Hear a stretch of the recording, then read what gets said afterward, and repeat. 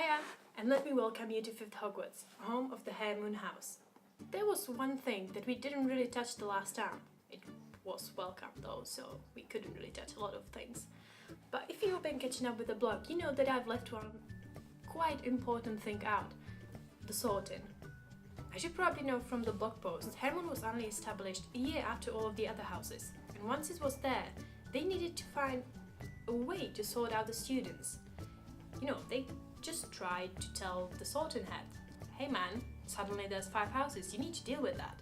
But it didn't work like that. Sorting head really does have a head of its own, and it was just like, sorry guys, I can't do that. So they needed to find a different way. And they found out that if they actually let the students have the choice, they might actually pick Haremoon. So at the end of each school year, students were given a choice to just, transfer houses. If you were, say, a Ravenclaw, but didn't feel comfortable in Ravenclaw, you could just switch to Haremoon.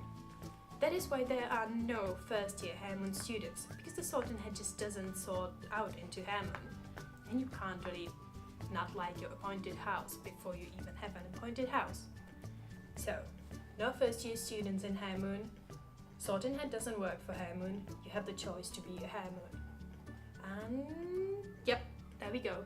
If you have any questions, if you want me to write about something that hasn't been written about already on the blog, if you have some art, that would be great, because I kind of suck at the art thing. Yeah, just use the submit page, it would be very much appreciated. Bye!